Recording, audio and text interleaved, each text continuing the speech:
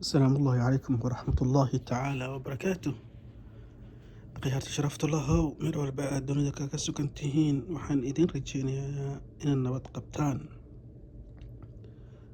Haddaad janaalka ku cusub tahay waxaan kaa codsanayaa in aad subscribe ii saarto.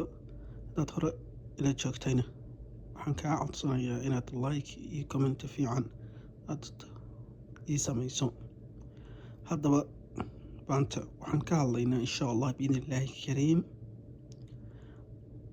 maxaa sababa qoyska marka caruur u dhashaan oo isbeddel ku yimaado, dagaal heer la gaaro in qoyska burburo oo furinba la gaaro.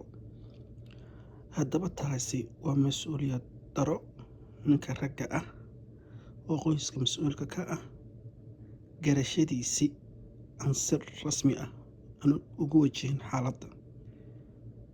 Maxaa yeelay labada qof markay isguursadaan nolol wadaag ay noqdaan haddii Ilaahay ugu talagalo waxa lagu haminayo waa in caruur u yimaado oo waalid loo noqdo.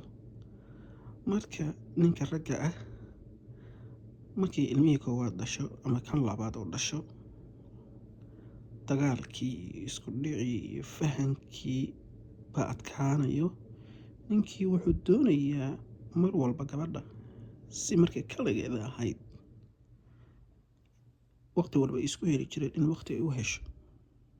Marka taasna ma dhici karto ilaan gabadhii marna ilmihii yaraa bay la dhafri, marna caanii bay siini, marna way daryeeli oo waqti ugu qayb ka mid ah ilmihii baa qaadanayaba iyo gurigii iyo daryeelkeeda.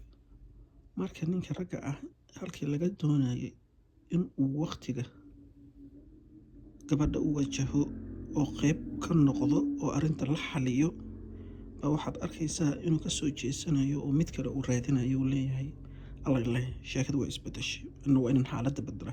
Ragga qaar baa saas ku fakro. Taasna waa cilad ninka ragga ah mar walba hor yaalo oo inuu fahmo ay tahay. Qoyskaaga hore inaad ka tagto qoys kale cusub aad samayso wax macno ah ay kuu samaynaysa ma jirto.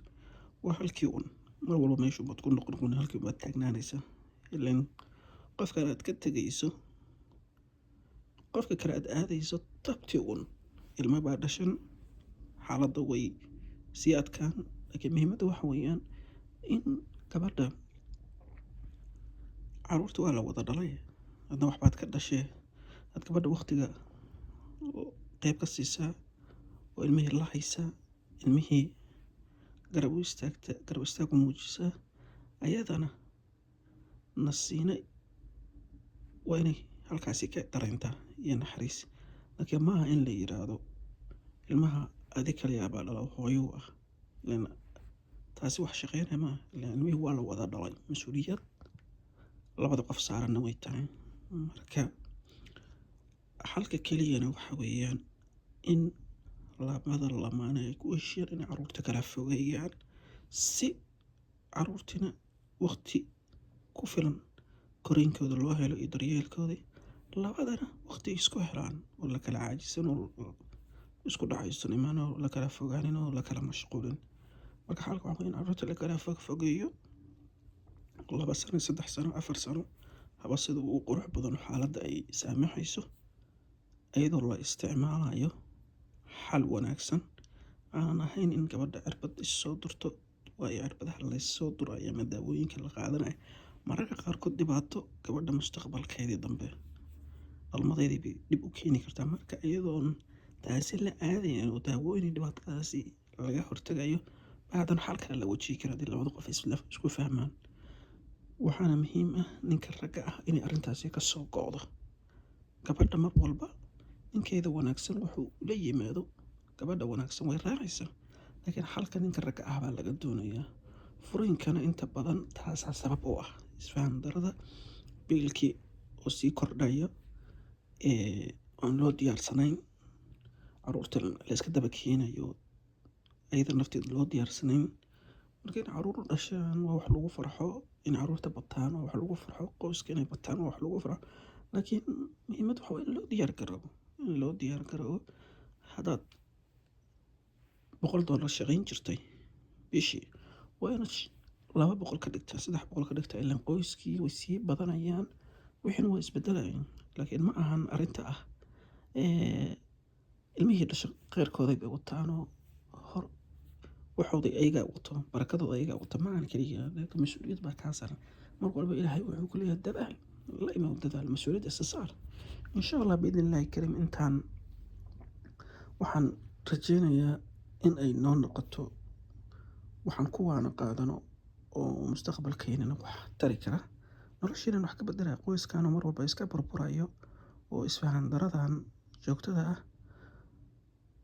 Reerka maanta waa la isguursan, beri waa la isfuray, taasi xal ma ahan.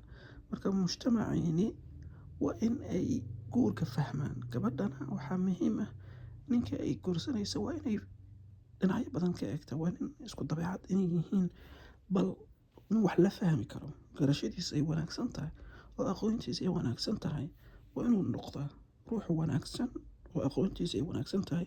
Wax waa kula fahmi karaa, wax waa isla wadi kartaan. Laakiin qof soo taagan oo jaahil ah oo cilmi aan lahayn waxba kulama wadi karo, mar walba wuu kula dagaalami, mar walba wax kaa dhageysan maayo, saa isla quman. Taasina reerka laguma sii wadi karo oo reer kuma noqon karaan oo xasillooni laguma helayo. Lamaanaha waxaa muhiim ah inay xasillooni iyo deganaansho iskula joogaan. Haddii deganaansho aysan jirin lama joogi karo. Marka insha Allah biidhnillaahi kariim qoyskan Allah inoo barakeeyo, qof walbana waxa uu ku haminayo Ilaahay si fudud ha ku siiyo. Insha Allah biidhnillaahi kariim intaan barnaamij la mid ah aan ku wada kulmi doonana intaas baa idinkaga tegayaa insha Allah biidhnillaahi kariim.